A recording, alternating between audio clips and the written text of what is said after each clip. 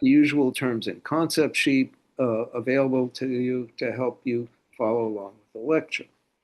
So, the famous writer Susan Sontag once offered a capsule view of 50s anxieties. Quote, "We live under the threat of two fearful destinies, inconceivable nuclear terror and unremitting banality. On the Beach" showed the inconceivable terror of nuclear extinction.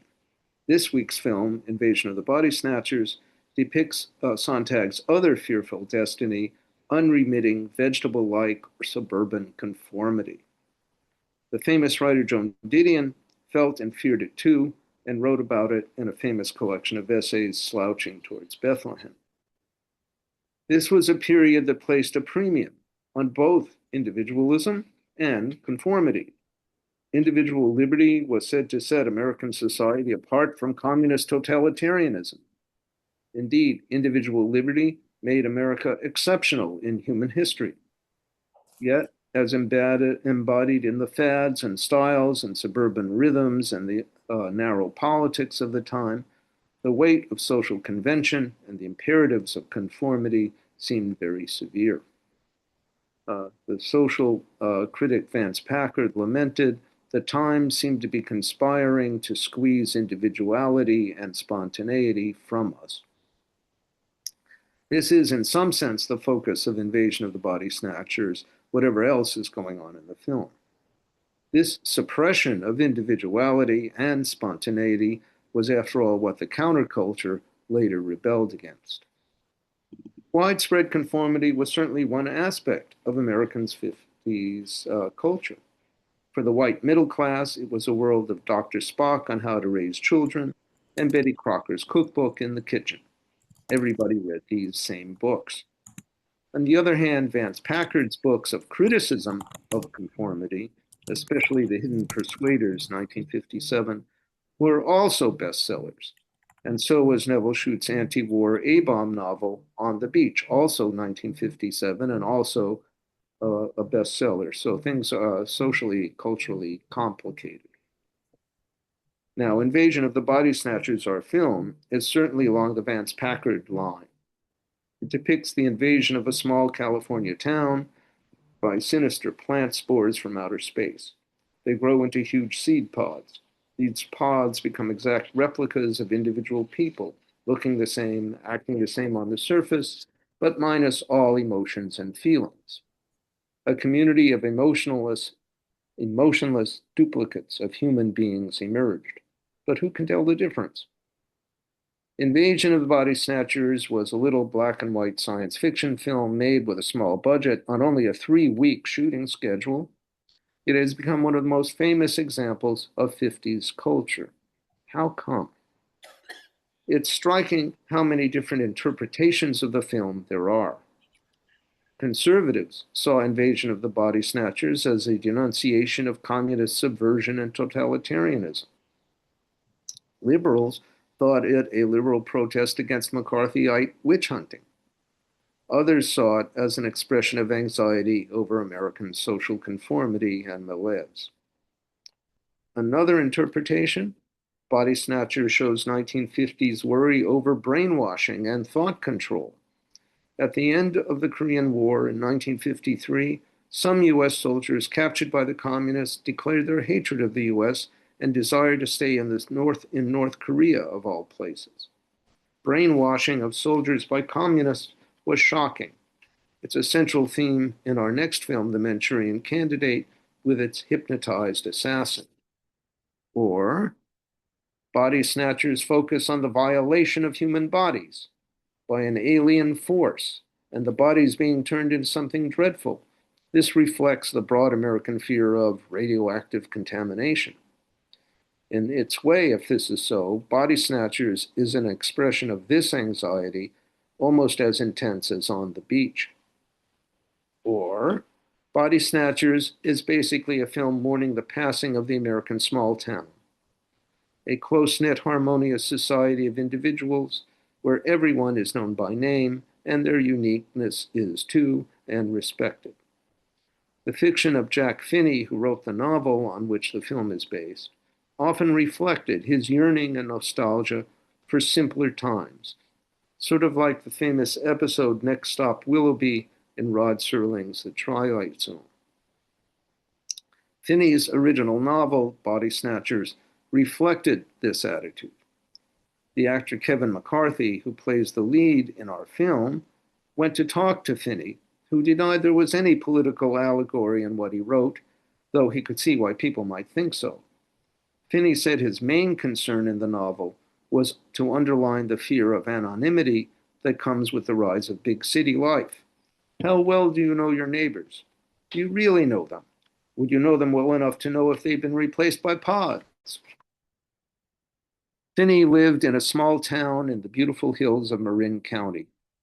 The novel was originally set in nearby Mill Valley, at Mill Valley of Santa Mira. The film Invasion of the Body Snatchers is set in that small town of Santa Mira, which is fictional, but also, supposedly, in Marin County. The whole story is a Bay Area story, as was the 1978 remake with Donald Sutherland, set in San Francisco. But as we'll see, Finney's opinion turns out not to be the view of Daniel Mannering, the screenwriter, or Don Siegel, the director. They had politics in mind. I should say, once Finney sold the novel, sold the copyright, he had no control over what they were going to do with it. But how about a woke interpretation?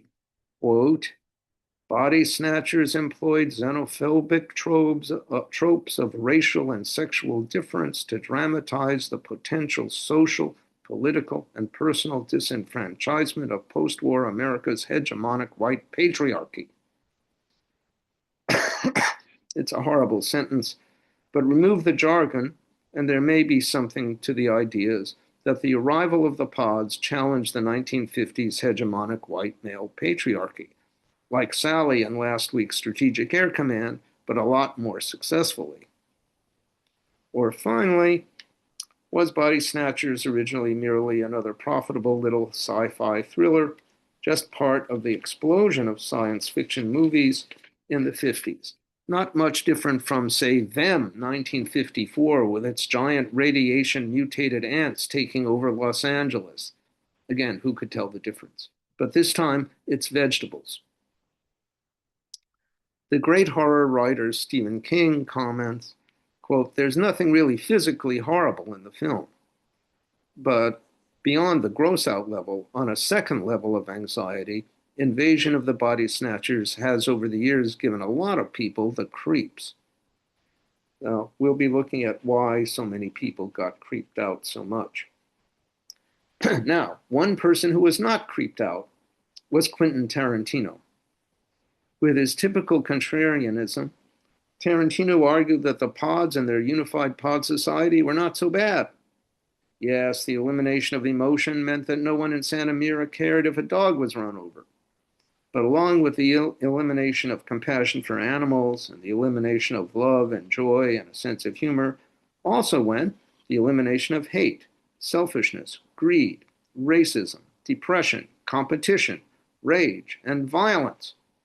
You're reborn as a straight intellect with complete possession of your past and your abilities, but unburdened by messy emotions, and with, above all, complete fidelity to all your fellow pods. Sure, Tarantino says, that might seem bad in Marin County, but imagine Invasion of the Body Snatchers reset in 1956 in a Ku Klux Klan stronghold in Mississippi. Within hours, the color line would disappear, and we see black and white pod people living together happily in an ideal, non-racist society. No psychotic racism, no hate, no violence. Of course, everyone is a vegetable, but still, it's an improvement. Then imagine a still human Ku Kluxer comes home from the National Klan conclave to find this non-racist, peaceable kingdom and reacts with horror, running off screaming down the highway to bring in the FBI.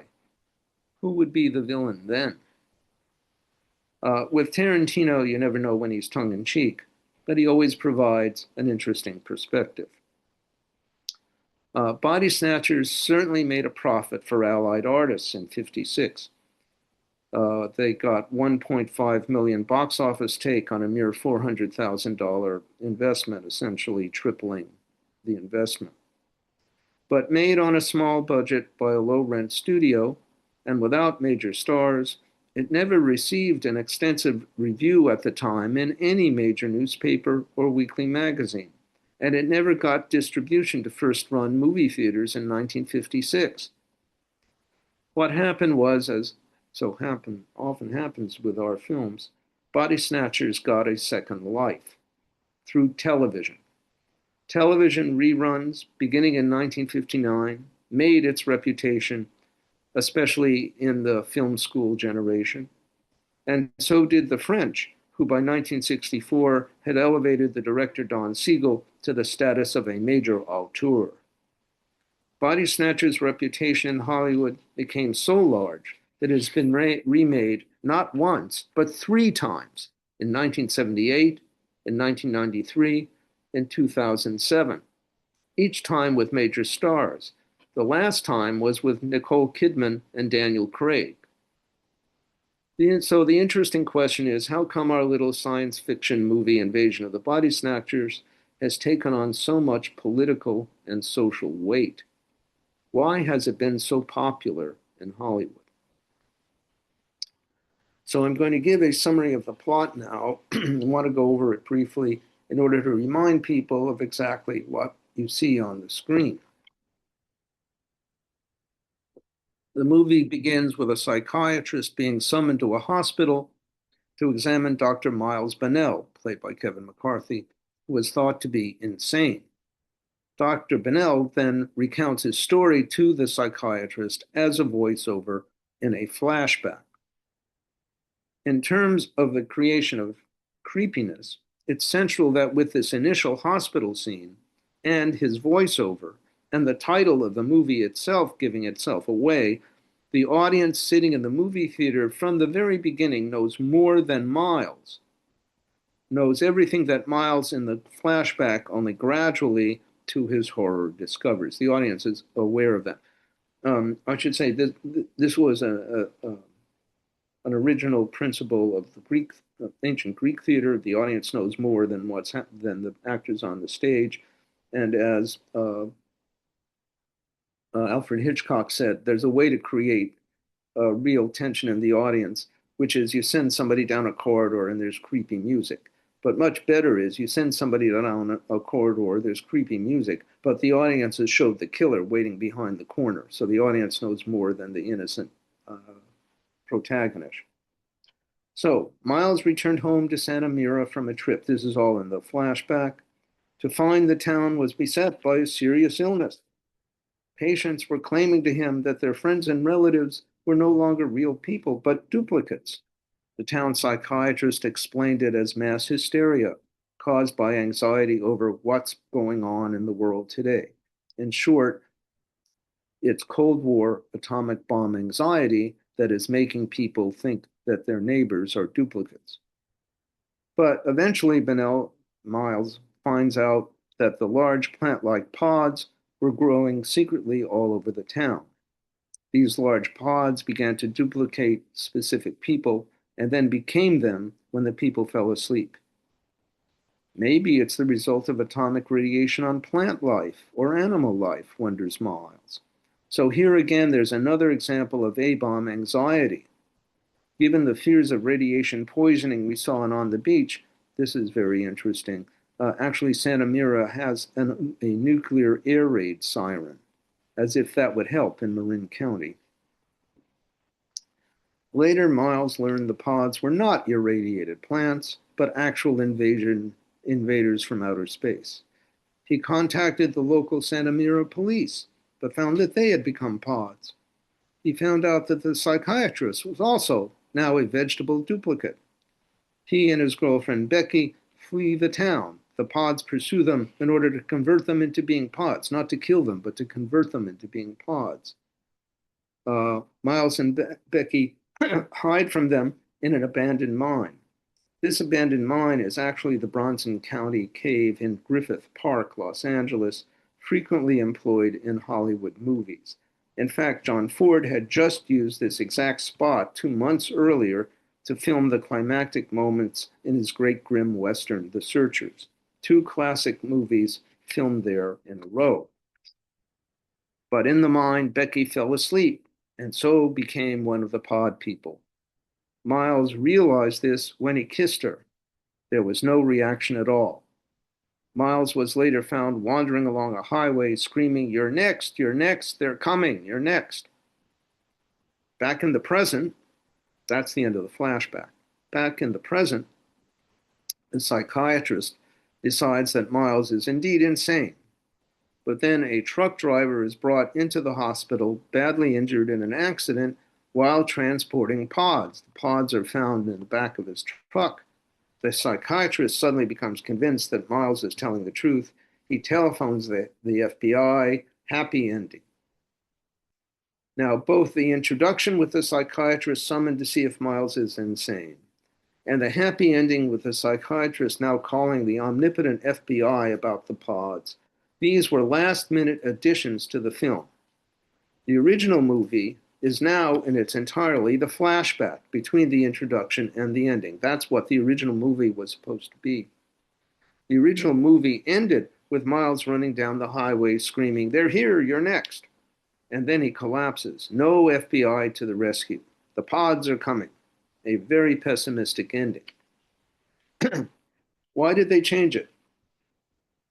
Test screenings of this original version of the film in Canoga Park in San Fernando Valley in summer 1955 convinced Allied artists that it was too frightening that way to attract large audiences. Audiences didn't like such pessimistic ending.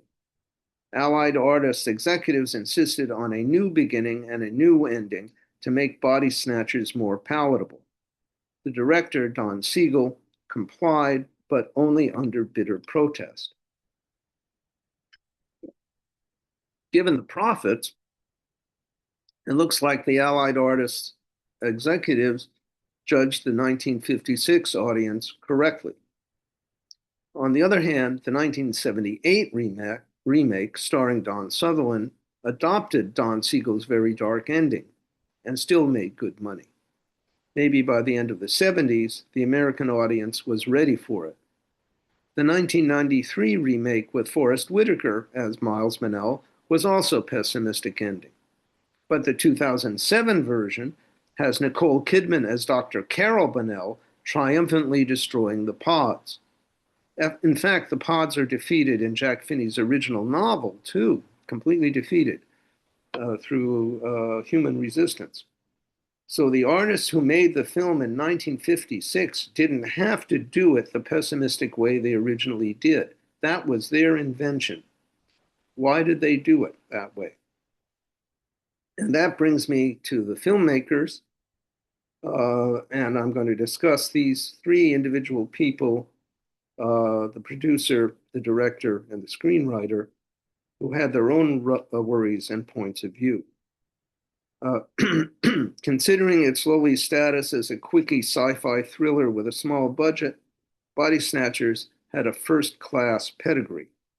Its producer was Walter Wanger, who had been a major Hollywood figure in the 30s and 40s and had even been president of the Academy of Motion Pictures Arts and Sciences, that is, the people who give out the Oscars. Politically, Walter Wanger was a liberal enough for the FBI to have opened a file on him in 1947. They opened a file on everyone. They had a file on John Ford, who was a rear admiral in the Navy Reserve. Wanger, though, then fell on hard times. He was bankrupted by bad investments, but even worse, went to prison for shooting his wife's lover in the crotch in the parking lot of a famous Hollywood restaurant. After his release from prison, he could only find work for a low-budget studio like Allied Artists because no other studio would finance him. But Wanger still had talent. He had a hit for Allied Artists with Riot in Cell Block 11, 1954, a liberal plea for prison reform. The director of that film was the brilliant Don Siegel. Wanger read Jack Finney's novel He liked it immediately and bought the screen rights from Finney for $7,500. $7,500. Compare with Stanley Kramer playing Neville Shute $75,000 for On the Beach. This is a low rent, Allied Artists is a low rent business. Wanger marketed the project as a simple invasion from outer space story. He hired Don Siegel to direct the film. The budget was only $400,000. The budget for On the Beach was 10 times that. The budget for Body Snatchers came directly from Allied Artists, who acted as the bank, and the studio set strict financial limits. So Body Snatchers was made totally on the cheap. It's amazing, given that, what they were able to create. This brings us to the director, Don Siegel. He had a really good artistic pedigree, starting as second unit director on Casablanca, 1943. Can you imagine? Crime films were always Siegel's specialty. He had a great capacity for making good films on small budgets. And so much of the Body Snatchers was shot not in Marin County. They couldn't afford to go to Marin County. It was shot just below the famous Hollywood sign in LA. It's on the other side of the mountain. Siegel found hungry young actors to play the leads. Kevin McCarthy as Miles and Dana Winter as Becky. Neither of them had ever starred in a film before, and Siegel got excellent performances. He supported his new stars with good character actors. Some were personal friends of Siegel. That's future director Sam Peckinpah playing a sinister gas meter reader in Body Snatchers, and also being the leader of the mob of pods as they pursue Miles and Becky. Peckinpah was also Siegel's assistant director on the film. It's uncredited, but that's what was going on. That certainly shows Siegel's judgment of talent. All evidence suggests it was a happy, efficient set. Well, that had to be efficient. They only had 3 weeks to make the film. As for Siegel's politics, he always called himself a liberal, and he was certainly an anti-racist. He made Flaming Star 1960, starring Elvis Presley as an Indian. He despised Joe McCarthy, but if you look at his work as a whole, including such later films as Dirty Harry with Clint Eastwood, or Escape from Alcatraz, again with Clint Eastwood, Siegel comes across also as basically an anti-authoritarian libertarian who admired rugged individualism. I think this is important for evaluating what our film meant to him. As for the screenwriter for Body Snatchers, Wanger and Siegel hired Daniel Mannering. Mannering is the writer of one of the greatest of all film noirs, Out of the Past, 1947, with Robert Mitchum and Jane Greer. Mannering had worked successfully with Siegel before on Siegel's first solo directing effort, The Big Sleep, in 1949. Mannering, having accepted the task, worked efficiently and produced the final shooting script for Invasion in a mere month and a half. He made the ending despairing, unlike Finney's novel, where the invaders are destroyed. This, as I said, was changed back by the studios to a happy ending. And Mannering had leftist politics. He may have been a secret member of the Communist Party. Don Siegel thought he was. Again, remember, membership in the party in Hollywood was secret. In 1950, Daniel Mannering wrote the script for The Lawless, a pioneering film about the exploitation of Hispanic farm workers in the Central Valley. Mannering said it was his favorite script. The Lawless, about exploitation of Hispanic farm workers in the Central Valley, was directed by Joseph Losey, who was certainly a Communist Party member. Losey had to flee HUAC to Britain in 1951. In high school, I knew Daniel Mannering slightly through his daughter Debbie, who I had a crush on. She became a hippie in a commune in New Mexico. I think that tells you about the family's politics were. So this brings us to a discussion of Body Snatchers as political allegory. It is, and that's what the filmmakers intended. From 1951 into the mid-50s, direct criticism of American culture was banned from the sound stagers of the major studios, the result of the crusade to purge Hollywood of communists and leftists caused by the Cold War. So it was around the fringes of the industry, at minor studios such as Allied Artists, on the sets of minor films, and in genre staples like Western and crime films and science fiction, that filmmakers found a refuge for expressions of anxiety about aspects of American society.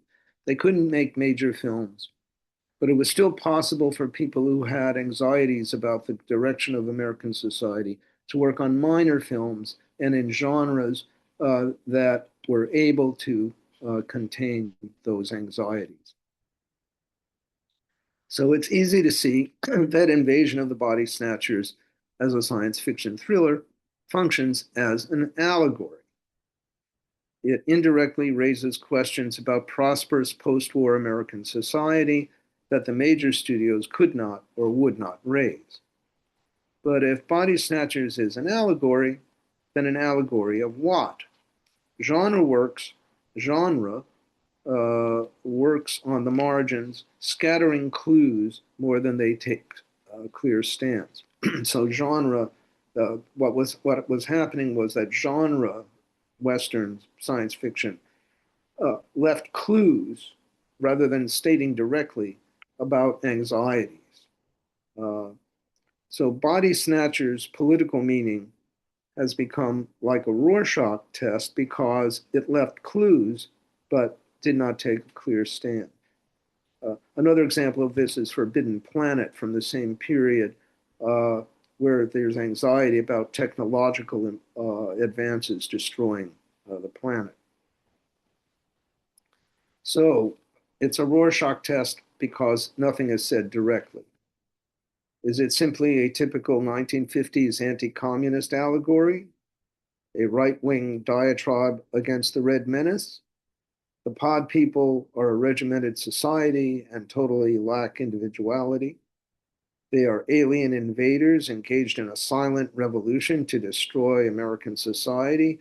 Boy, I'm sure Leo McCarey would have liked that aspect of it or that claim about it. They are emotionless vegetables. They always act as one. They are soulless, Sovietized babbits. The vegetable psychiatrist tells Miles, in our new society, you will be reborn into an untroubled world, a better world. Love, ambition, desire, faith. Without them, life is so simple. See, no faith, just as in My Son John or the Ten Commandments. The politics of the pods are totalitarian, or rather they have no politics, only unification. Fear of communist brainwashing and Soviet spies living secretly in the United States framed the way any audience in 1956 would have viewed the film. It doesn't matter what our left-leaning filmmakers intended. It's what the audience saw that counts and their reaction. This is the point made by the very great film critic James Hoberman, writing in 2019 in his 3-volume history of American films of the Cold War, which was just a terrific achievement. The McCarthyite fears of the broad Cold War American audience determined the meaning of Body Snatchers, or determined it. But there's a pretty powerful counter-argument. The statements made by the artists who made the film. They were haters of the Hollywood blacklist. They had friends who were victims, especially Daniel Manning, who lost Joseph Losey, his favorite film director. And for them, the point was that most people in Hollywood had passively watched all the victimization happen. And that people after 1947 stopped making public statements and just went along to go along. In that sense, the film looks like an indirect critique of the imperative to conform directed by the anti-communist struggle.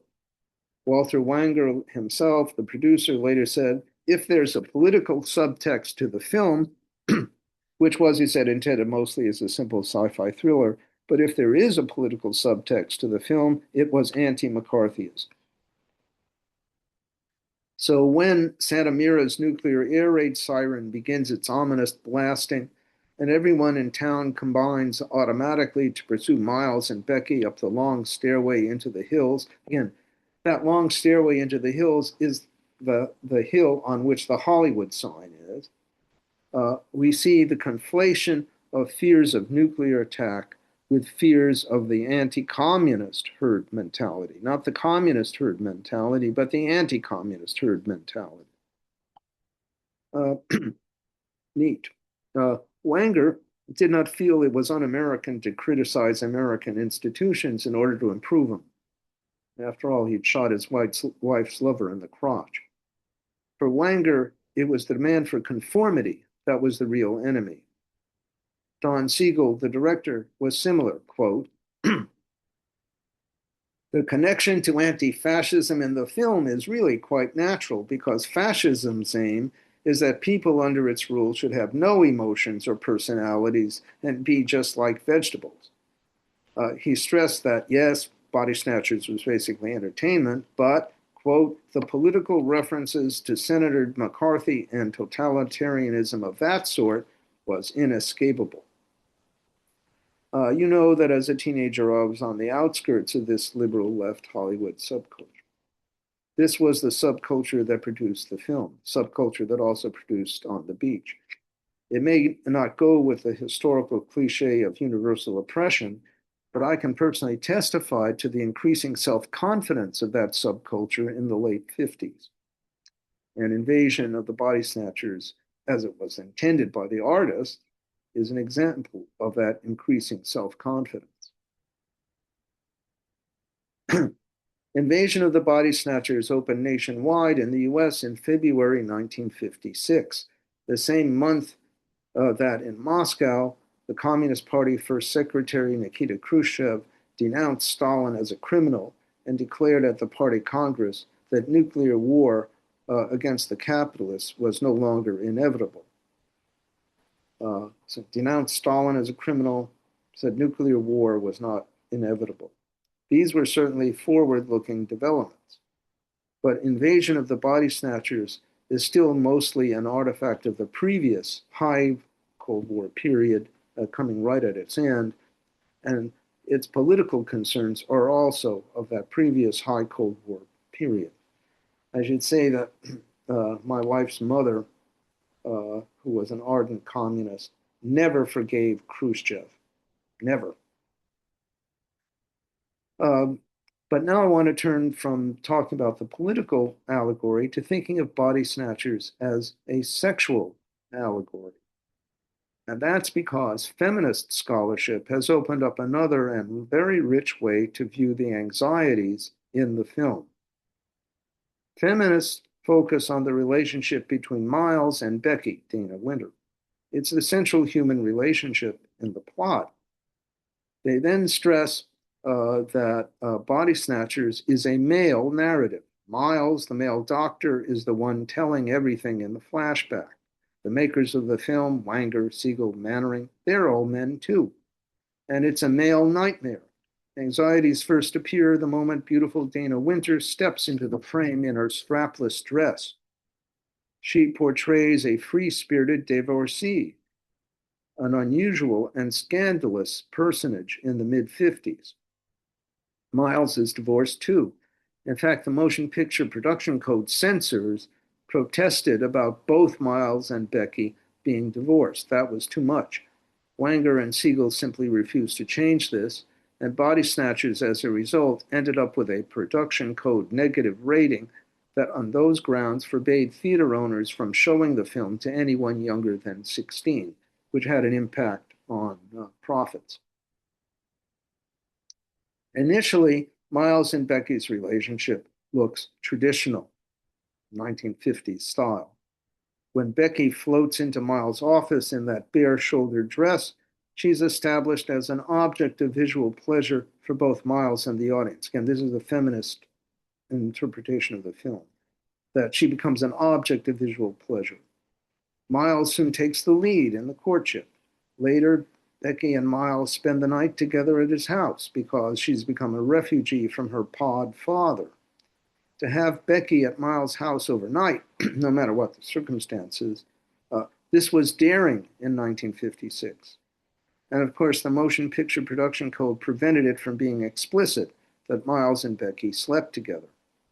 But the next morning, Becky's wearing one of Miles' shirts as she prepares him breakfast like a happy housewife, making coffee and asking him how he wants his eggs.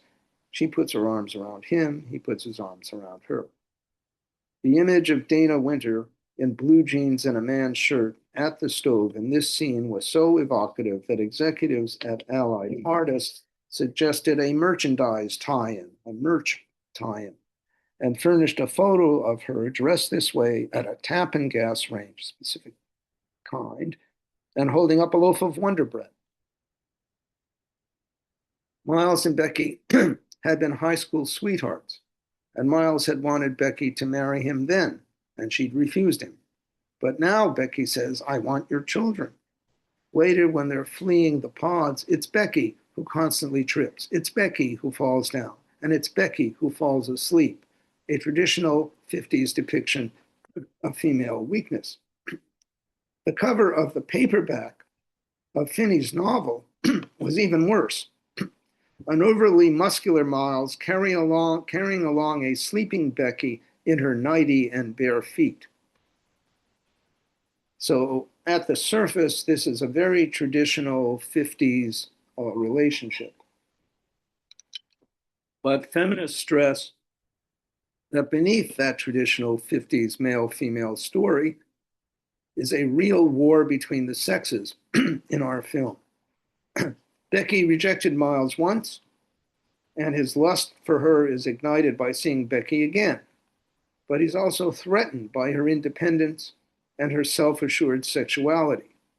He calls her, quote, a forward wench, dragging me into a dark hallway to be kissed. Yet in that dark hallway of her father's house, she rejects his sexual advances again, turning on the lights and sending him home. And Miles' suspicion about women in general is shown by his resentment that his ex-wife gets monthly alimony and he has to pay it. But Becky, too, receives monthly alimony from her ex-husband.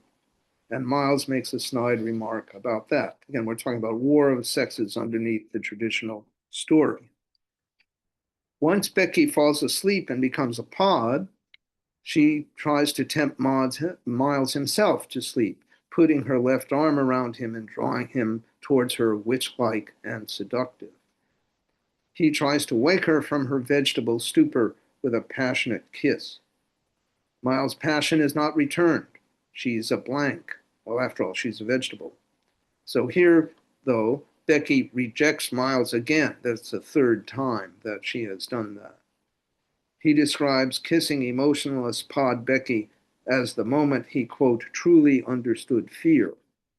That declaration, we're told, brought laughter from the mostly young male audience in 1956. Maybe it was nervous laughter. Miles doesn't consider the possibility that he's just a lousy kisser. This whole part of the plot is purely the work of the filmmakers. In Finney's novel, Becky is not like this at all. She is a full-fledged hero. She doesn't fall asleep, and she is equal to Miles in destroying the pods.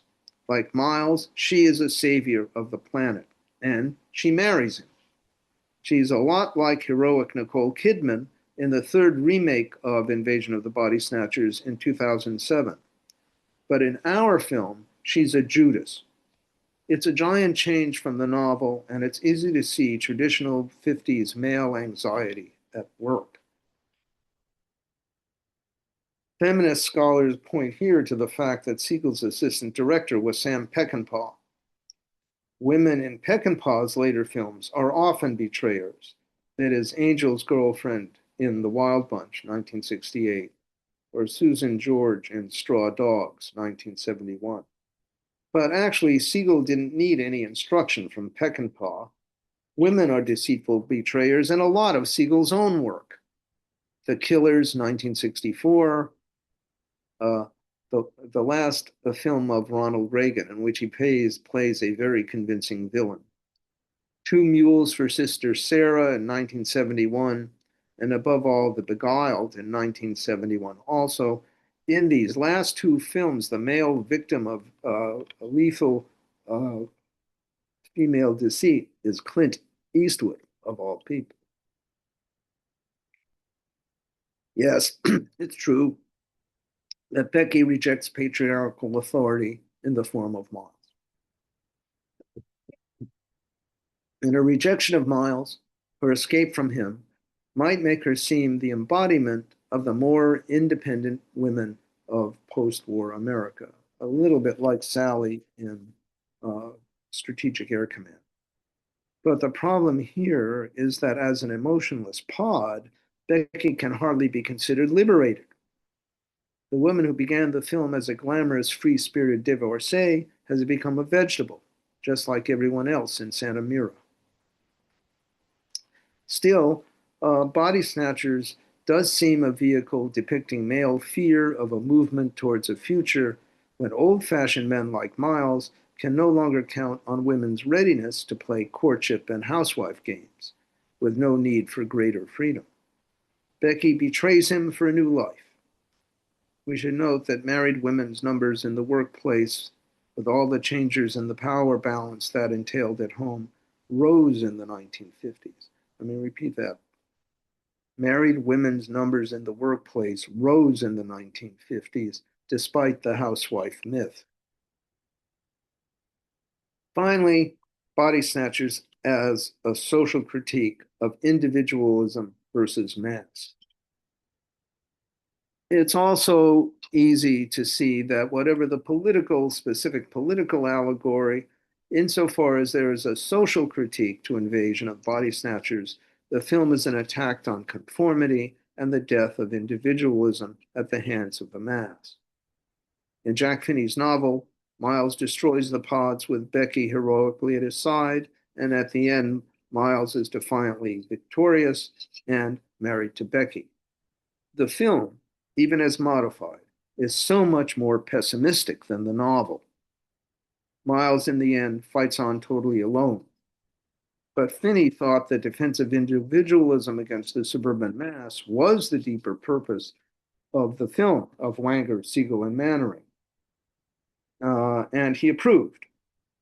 And Wanger declared in 1956 that Body Snatchers is a plea against conformity. Two particular, again, speaking in general, leaving aside left or right-wing politics, two particular aspects of Body Snatchers support this view. First, there had been many invasion from outer space films in the early 50s. But in those films, the aliens had always been icky monsters, or else they were atomic mutations like the giant ants in them. Body Snatchers is different. Body Snatchers was the first science fiction film where the invaders from outer space soon look exactly like us. It's just that the Santa Mirans are now soulless vegetables going about their humdrum suburban activities, interchangeable parts of a vegetable mass, but they look like humans. Such a critique of society that people are turned into pods, turned into vegetables, has become familiar nowadays, in part through the famous poetry of the Beats in the mid-50s and late 50s, in part through the accusations against society made by the counterculture in the 1960s. I saw the best minds of my generation destroyed by madness. Ginsberg's Howl, too, was a product of California, not New York, and written in 1956, the year of Invasion of the Body Snatchers. It was actually written in Berkeley, about 3 blocks from my house, at the little bungalow on Milvia in Virginia. But in 1956, the idea that we're being replaced by pod people was still new.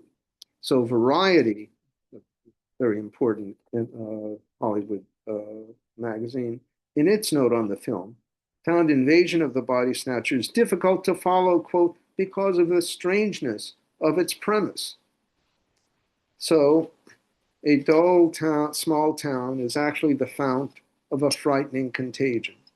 Tranquilizers are liberally dispensed by psychiatrists who are actually creatures from another planet. Overwhelming anxiety leads to a long-term desire to merge totally with the group. And the merging is so easy to do. All you have to do is fall asleep. So long-term anxiety and dread leads to a desire to merge totally with the group.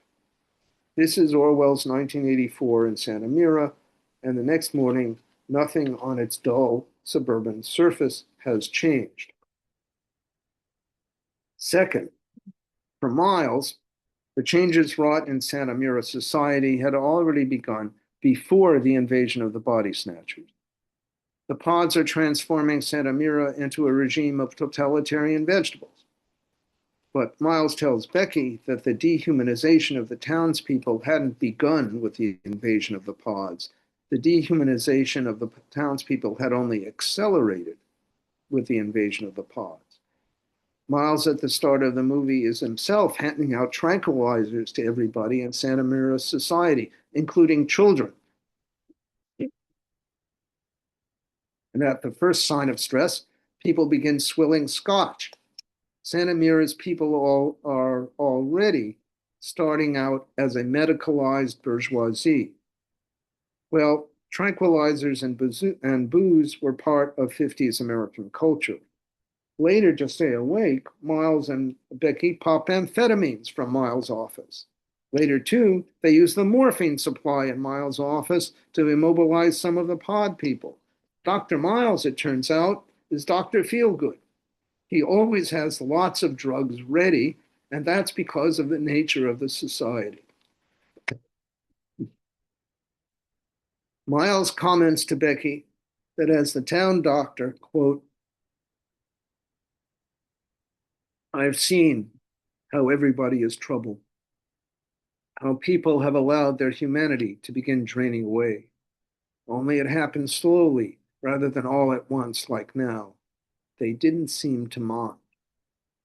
They didn't seem to mind. What a statement. Again, this is depicted as happening in Santa Mira before the arrival of the pods. And again, this dialogue is not in Finney's book. It's the work of the filmmakers. For them, the pods are us, everything we feared and everything we were becoming in 1956. Well, that explains the tranquilizers and the booze. Don Siegel, the director, explicitly called many Hollywood directors pod people, people without feeling, and said this explained the lack of poetry in so many movies. He told an interviewer, quote, all of us who worked on Body Snatchers believed in what it said, that the majority of people in the world are, unfortunately, pods. Sorry, not capable of intellect, not capable of love. Further, people, without being vegetables, are becoming vegetables. I don't know what the answer is except to be aware of it. That's what makes a picture like Invasion of the Body Snatchers important. And finally, to not be a pod is to look for challenges and even welcome unhappiness. To welcome unhappiness. Body Snatchers, according to Siegel, sounds here like a warning from the 50s beat poets against the unremitting, tranquilized banality they saw threatening America. Invasion of the Body Snatchers' primary theme is then a generalized, pervasive deadness spreading across the land that is rendering people hollow, never again capable of human feeling. Maybe that's the context into which the film best fits. It's emotions, feelings, and individualism that are sacred. At least that's what the artist said, as I counted their money. Okay, let's take a 5-minute break, and then we'll have discussion. Thanks.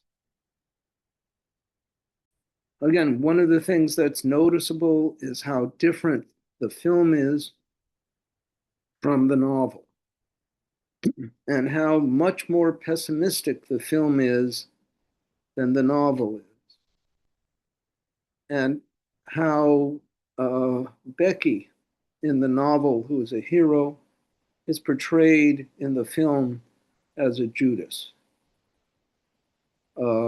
It's very striking the changes that they made. And again, they didn't have to make those changes. The novel didn't create a pessimistic ending, and we can see that in the Nicole Kidman 2007 version, where she destroys the pods. So why do you think they did that? Why did they change it? And they made it so pessimistic that the Allied artists executives demanded that they change it to have a positive ending. Why do you suppose they made it so pessimistic?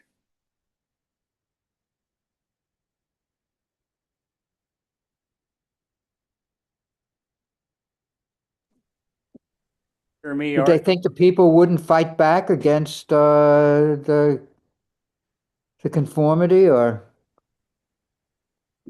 Um, again, they wanted to scare them? in a specifically Hollywood context, uh, Mannering especially saw that nobody stood up for Joseph Losey when he was attacked by HUAC. So Uh-huh. so much that he had to flee the United States. And I think that yes, there's the general passivity, but there's also, and this is true with Don Siegel too. He says there was a general passive, there was specific passivity in Hollywood for a long time. So I think that's, and I think that set a general mood of pessimism. Of course, they felt emboldened to actually be pessimistic. So there's that part of the culture too. How about But if you the think about, okay? I'm go sorry. ahead. Go Go ahead, ahead. Vicky. I would guess that some of it was financial, um, that they wanted the buzz to be more positive so that more people would go see it. Um, you don't have to guess about that. They test marketed this in Mhm. Canoga Park in the San Fernando Valley with just the flashback as the film. And people's response was really negative. Yeah. So the executives at Allied Artists were then faced with a problem. Well, how do we make this palatable? Because we want butts in seats. Yeah. And so they forced Siegel, who really didn't want to do it, to put in the beginning and the end with a happy ending, or the FBI as a happy ending. He didn't want to do that. He thought it went against the entire tone of the film, Mhm. but the executives were correct.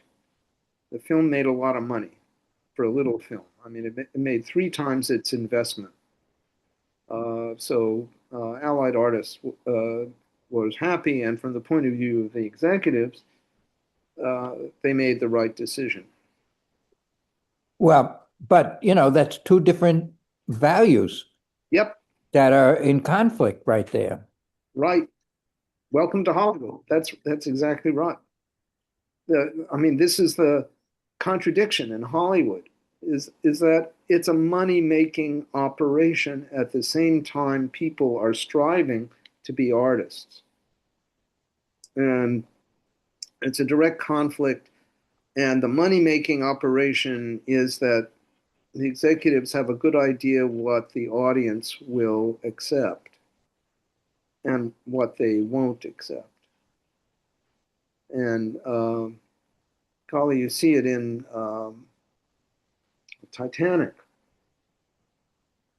which has, I must say, an absolutely ridiculous storyline. But in addition, you have a lovely old lady rejoining her lost lover at the end. Mhm. You know, uh, people like happy endings. So, I mean, one of the things about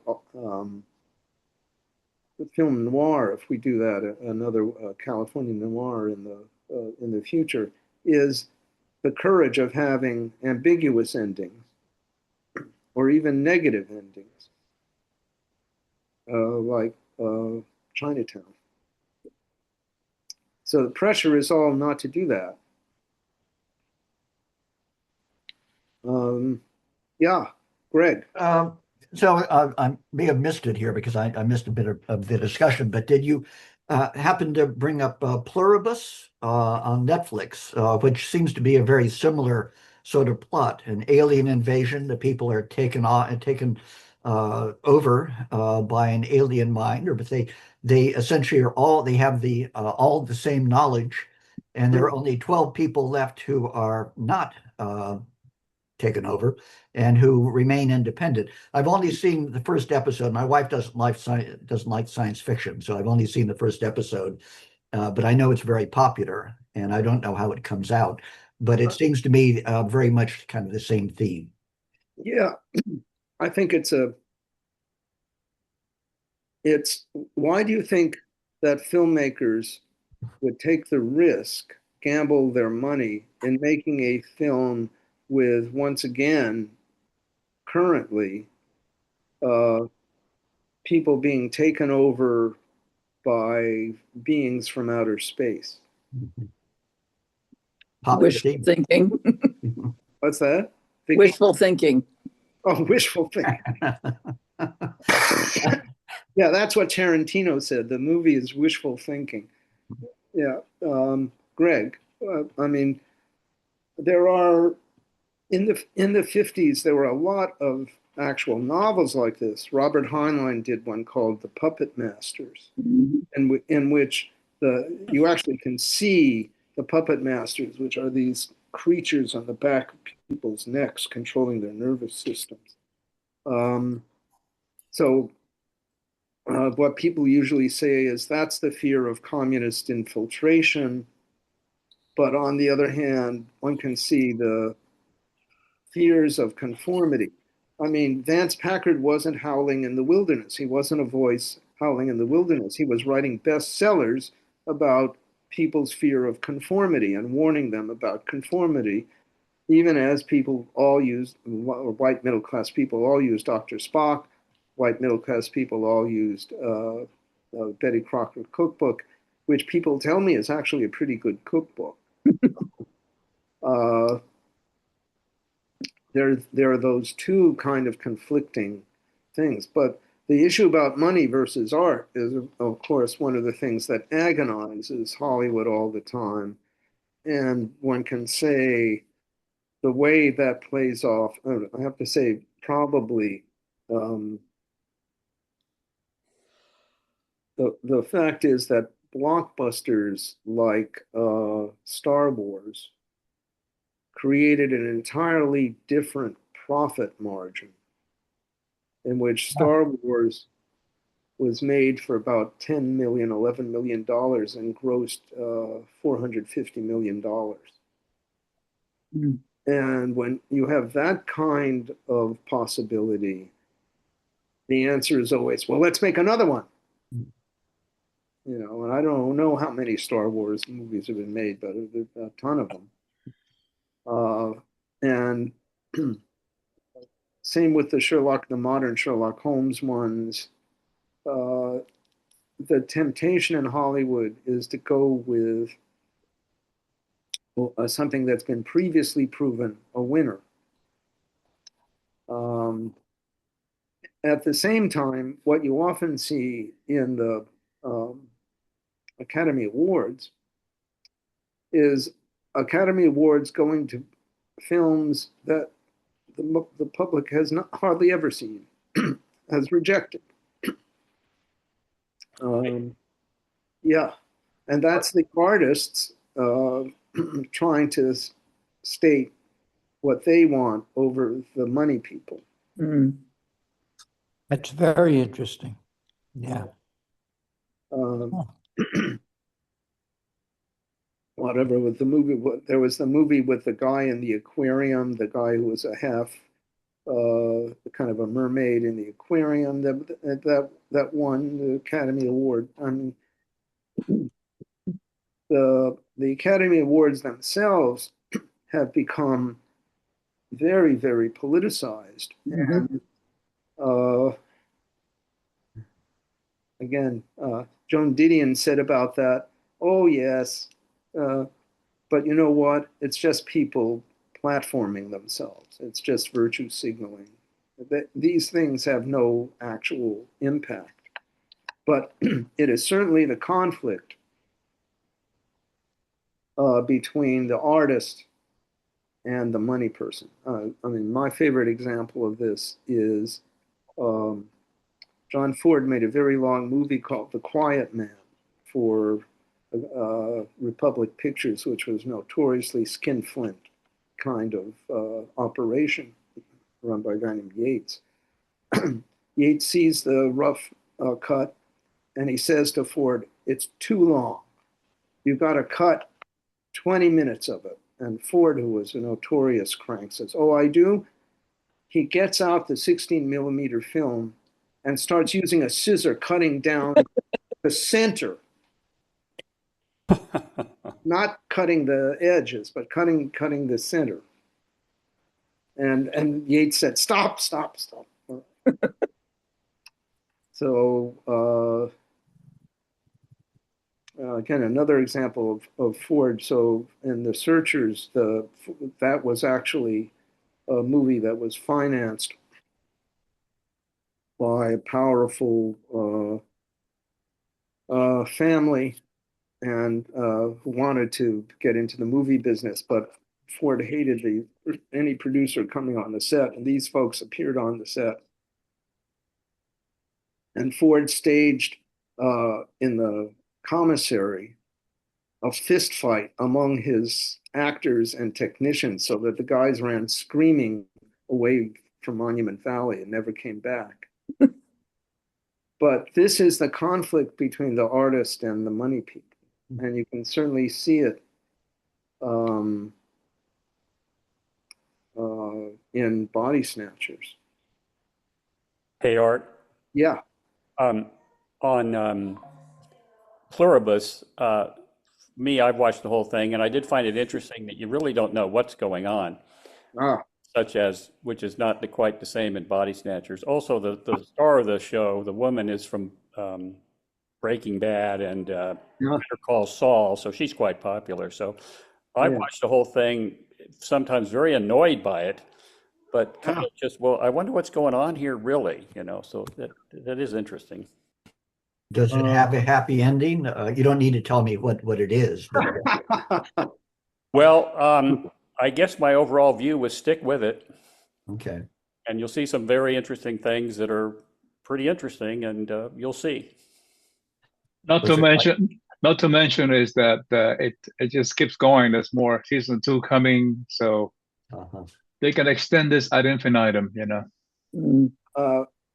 But it's still very striking to me that invasions from outer space have such an impact culturally and are popular. I mean, some folks seem to be saying, well, it's a solution. This is the barbarians at the gate are a solution to our problems. But it is, especially in a country which has never been invaded. Yeah. Depends on how you look at that. Other countries, but never has actually been invaded. There was also a vogue, of course, in flying saucer sightings, from 1947 well into the 50s. Yeah. And I think that encouraged the public interest in sci-fi movies, especially involving alien invasion. Yeah, we now know that the U.S. Air Force encouraged rumors about flying saucers in order to hide their actual experiments that they were doing in places like New Mexico with high flying. Yeah. A lot of the sightings were actually of the U-2, seeing something very high altitude, the sun glinting off of it, something that commercial pilots saw and couldn't explain, and the Air Force did not want to admit, of course. Yeah, I don't want to be too anti-Air Force, but given what they did with the B-47, that they're doing the same thing with the U-2 and actually going into bars in New Mexico, sending agents into bars in New Mexico and saying, I saw a flying saucer, in order to hide the fact that they're experimenting with U-2s, is that the level of deceit is really pretty amazing. Yeah. Wow. By the way, I would like to comment on the question about the invasion of the country. Yeah. It's true. We have never been invaded unless you are a Native American. Yeah. Also true. Yeah. Well, True. wait a minute. Washington was burned in 1812, so I mean, Yeah. There's that. Yeah, that's true. Mhm. Yeah. invasion by in pluribus is by a radio wave. Really. That's the invasion. Mhm. It's not physical. It's an electromagnetic transmitting. It's not high power. It's just some data they're sending us, that's the invasion. Is it supposed to be like AI? It's well, and this won't be a spoiler, No. but it appears to be a genetic code for a genetic thing a chemical you should Yeah. create. It's the code for some chemical, and they have to figure that out. I mean, they figure it Yeah. out in the first episode, so it's not a spoiler. And the whole first episode is them generating this substance that the radio wave has told them. So it's completely non-physical. I think I want to ask this question about how do you determine the meaning of a film? Because what John Hoberman said was people who saw this film in the context of the Cold War in 1956, that audience, and it turned out to be a pretty large audience, they determined the meaning of the film in 1956. And the meaning of the film in 1956 was an anti-communist kind of interpretation. And that it didn't matter what the artists intended, it's what the audience came away with, even if they were distorting the intention of the artists that counted. What do you think about that argument? Susan? Well, I completely agree. In fact, that was the one reaction I had to the film, was that it was an anti-communist, that it was a takeover by the communists. And I compared it to MAGA. Two. MAGA. Oh, yeah. It was hard not to draw that parallel. Yeah. For me, because to me it was all political. Yeah. But the artist, it's not what the artists intended. Well, of course, I didn't know that. Yeah. Well, they didn't talk about it till later. So, I mean, that raised a question for the artists themselves, in that they make this film that they intend as a critique of McCarthyism. They really did. Again, from their personal experiences, especially Daniel Mannering's experiences of the passivity of his colleagues in the face of HUAC persecutions of people, not just people who were long-term communists, but people who had joined Popular Front organizations because they liked the politics of that. I saw it as going either way. It could be an anti-communist or HUAC, either one. It could be, obviously it couldn't be both. Yeah, I read some critic, Yeah. I can't remember who, that pointed out that without the framing device of the psychiatrist's office, it is more clearly anti-McCarthyite. And that the framing device transforms it into anti-communism, maybe because of the FBI being the solution. Yeah. That would mean, Cher, that the politics of the filmmakers got undermined and even reversed by the money people and allied artists. Yeah. The question I wanted to ask you was, thinking of your critique, or actually Siegel's critique of fellow filmmakers, was in Finney's writing, was the town called Santa Mira? Yeah. It was. Yeah. Okay, because Mira is, as my partner, look. Yeah. yeah, to look and to mirror, and the film seems structured in a certain way. I had a reading where you could almost see the film as a self-reflective critique of films themselves and their impact on psychology.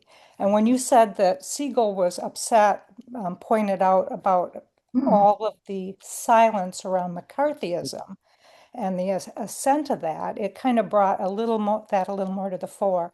And one of the places that I saw this kind of most clearly is when you see the first pod person Yeah. on the slab in the Yeah. Friends of House.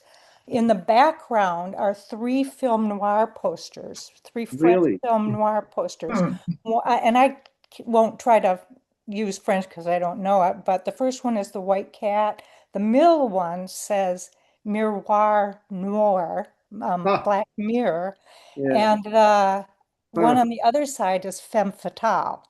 So pretty clearly, I would say that the director had those in mind as a Interesting. critique. Yeah. Interesting, Cher. But I'm sorry, Doug, you were saying. Richard has No, his hand up. Oh, Richard. not me. Yeah. Yeah. Hi, I'm going to come back to what you said, Sharon, in a second. Yep. Richard. I'm wondering if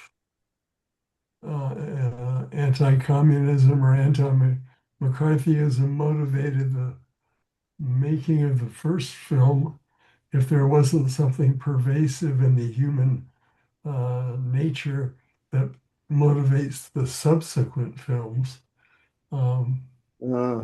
It can't be McCarthyism all the way through.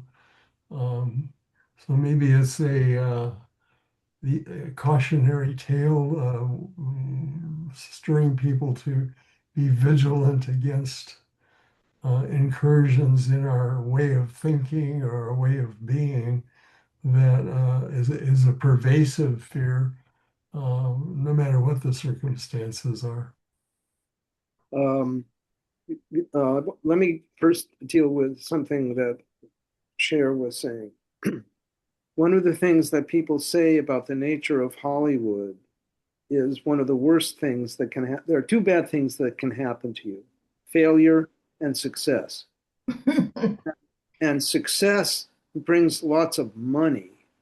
And once you have money, you're very wary of losing that money, which you struggled very hard to have. So there's some of that fear in the face of McCarthyism, or for that matter, in the face of woke. People just keep their mouths shut in order to go along. So, the other thing people say is that if you have a successful movie, then you're no longer a movie maker. You're a movie maker with success, and then you have to have more success. And how do you get more success? By remaking the movie that was a success. So there's that going on, and you can see that. Why would they bother to remake Body Snatchers 3 times? In the second one, by the way, the leading pod leader is Leonard Nimoy, our lovable Dr. Spock from Star Trek, who's playing a pod psychiatrist. There's a minor figure in the first movie, but becomes a major figure this time around. Why would they remake it? I mean, it's extraordinary to have a film be remade 3 times. In 78, 93, and 2007. What did people see that led them to do that? What was going on politically in each of those eras? Yeah. It kind of speaks toward it being more politically motivated than financially, although financially is always a thing, but right. The movie is applicable to what we're living with today. So it can be used to adapt to what's ever going on politically and culturally at the time of the remake, I would think. Well, in the 78 film, Donald Sutherland is somebody who is, he's a kind of ecological inspector. He's the Miles figure in the film. So there's a lot of ecological concerns, that there's a lot of pollution that's going on. So maybe one way to think about this is pollution is a big issue in American society in general. And that need not mean, I mean, that's immigrants as pollution, for instance, that you get, that it's a theme that comes across that way. I think the third film was made because Nicole Kidman wanted to make it, and she wanted to be Miles and be victorious, as in the novel. And so she could call the shots on that. I don't know about the politics. In 2006, 2007, well, it's after 9/11. Yeah. And there's Nicole defending the United States and destroying the pods, infiltrating. So this is, maybe this is a persistent kind of thing. I mean, I do urge people to see the movie The Player, Robert Altman, 1992, about what it takes to actually pitch a movie to a producer. And you've got 25 seconds to do it. And they're the money people who are going to do it. So not a lot of room for subtlety. Actually, in The Player, when they decided to make this one film, where the the writers had said, we want this to be grim and pessimistic. We don't want it to have the heroine saved at the end. We want her to be electrocuted unfairly. In the actual film that's made, she's saved at the end by Bruce Willis. So this is exactly what we're seeing with Body Snatchers. Although I say in The Player, the people who write this movie willingly give in. And I think Siegel did not willingly give in. He didn't want to do it, but his career is threatened if he causes too much of a trouble. Maybe we're due for another remake. Yeah, that would be very interesting. You know, I don't think it could be made right now because of all the immigration stuff. Yeah. I can't see it. That's it would be great. It would be great, but especially if Miles and Becky are victorious. Mm-hmm. Art, I'd like to change it. Could I change the subject just a little bit from the filming to another thing that seems important to me? And I don't know if you can hear me. I've got a yard man making noise. But Elon Musk made a statement recently that CNN has talked about, and he says the fundamental weakness of Western civilization is empathy. He calls it the empathy exploit. He says they're exploiting a bug in Western civilization, which is the empathy response. And then he says, talking about the Democrats, if they had another 4 years, they would legalize enough illegals in the swing states to make the swing states not swing states. They would be blue states. Then they would win the presidential, they'd win the House, the Senate, and the presidency. So he has this concept about, you know, if we just didn't think too much about other people, but I think power and money are the main things. You know, it just seems somehow this fits to me into this idea of turning everybody into pods. So I couldn't resist. Say about this, Joan, the actual thing that's going on in the ground is trying to redistrict so there'll be more Republican seats. Mm-hmm. Exactly. So he's projecting his own evil designs onto the Democrats. That's right. And he's also feels that Social Security is an awful thing and to give it to people who are not even legal. So anyway, I'm going to get off because the guy's making so much. Okay. Well, we could hear you. We could hear you. Yeah, loud and clear. I mean, I think what Joan is saying is a justification for the entire course, which is every one of my lectures is about the political background against which these films were made and in which they were made. And that these films are made by artists who are very emotional people, and they want to say something, but the conflict is between them. It's always the conflict is between them and the money makers, the money people, the executives. Yeah, they are. Yeah. I have a question. I mean, Siegel, the what people take away from a particular movie,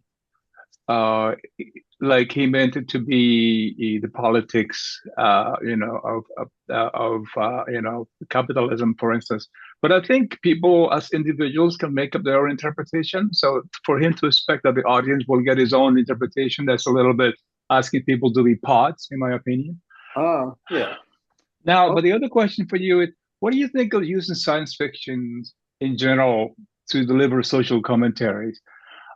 Because if he really wanted a political movie, why didn't he just make a straight political movie? Because it was impossible to do in the atmosphere of the early 50s.